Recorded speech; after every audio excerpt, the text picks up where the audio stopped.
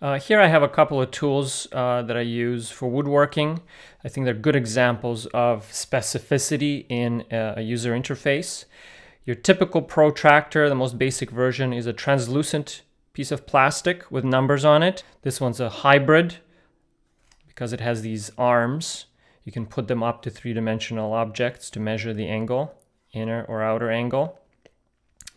And then this one here is the least specific. It doesn't have any numbers on it. It's a T-bevel that can be used for a similar purpose. I can put it up to a 3D-dimensional object, right? Measure the angle, save the angle using the arms, locking into position, and then transfer that information onto some other surface. Each of these tools, because of the different degree of specificity, is appropriate to different uses. If I wanted to cut two angles that are the same, one could say, well, you measure the angle, mark it, cut it. But is measuring the angle a necessary task? Or is that part of my requirements? It isn't. I can use this to mark an angle, to save an angle, transfer an angle, without having to take any measurement, right? I have no idea whether this is 45 degrees or 35 degrees, and I don't really care.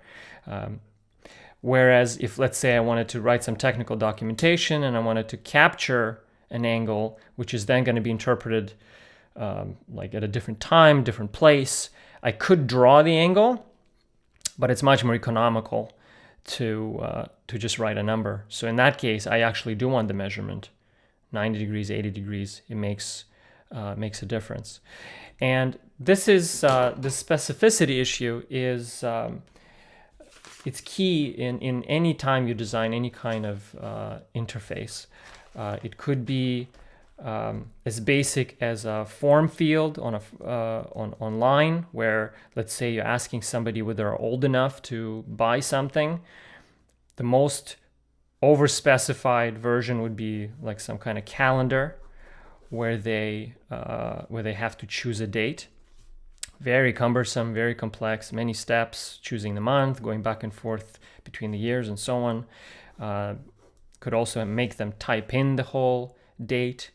The less specified version of that would be, have them choose an age with a pull down, so you can ask the age more directly.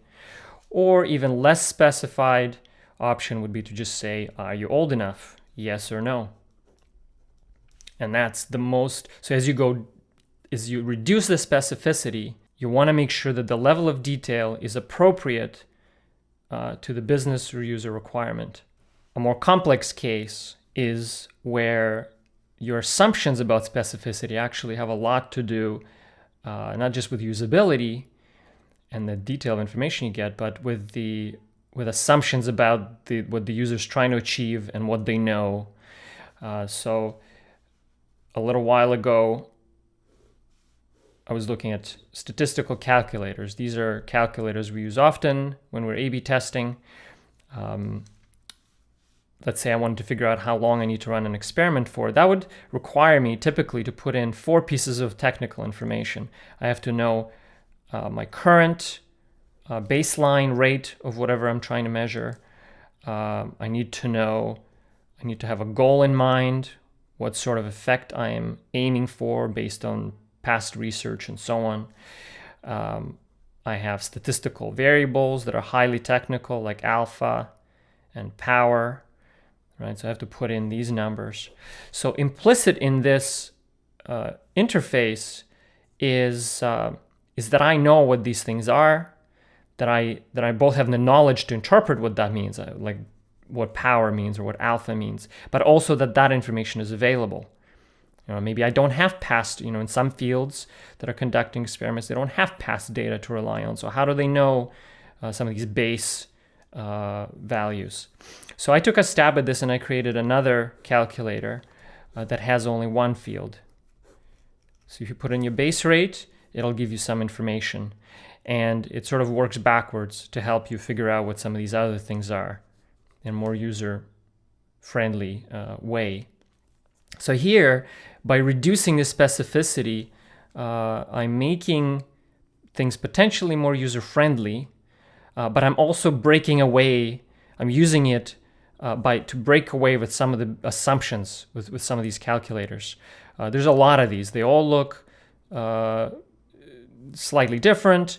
Some of them have graphs, they show fancy visualizations and so on, but at the core, they're all really the same. They all ask for the same technical information and assume the same basic things.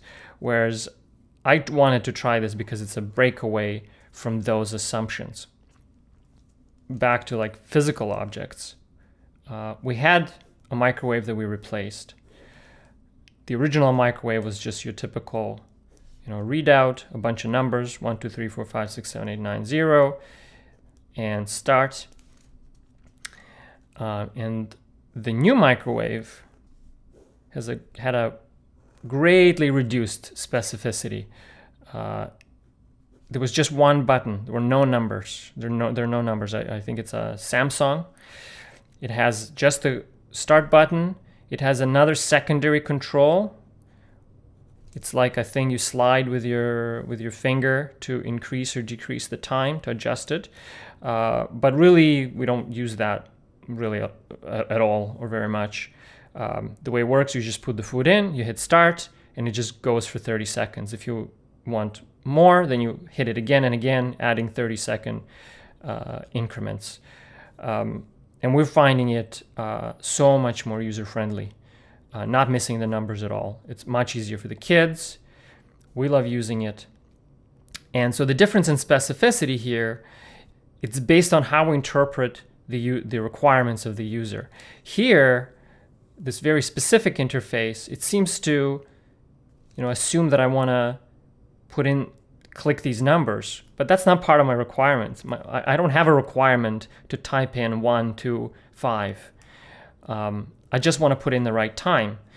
So if we have that tool and we're coming up with use cases that are user-centric, and then we have features that are based on those use cases, they shouldn't be things like, the feature shouldn't be enter time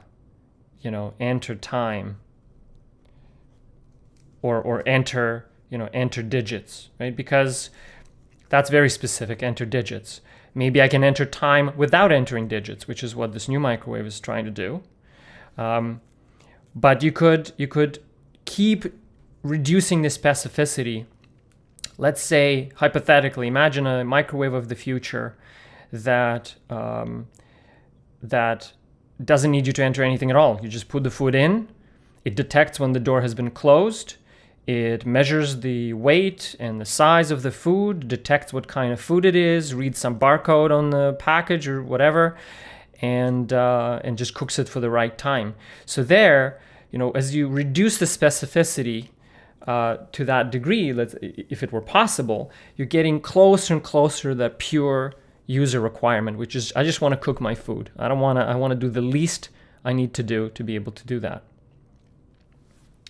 So this issue of specificity is really key to innovating and to staying true to being aware of user requirements, and it's possible that as we challenge our assumptions about the specificity in interface, that we create real innovation.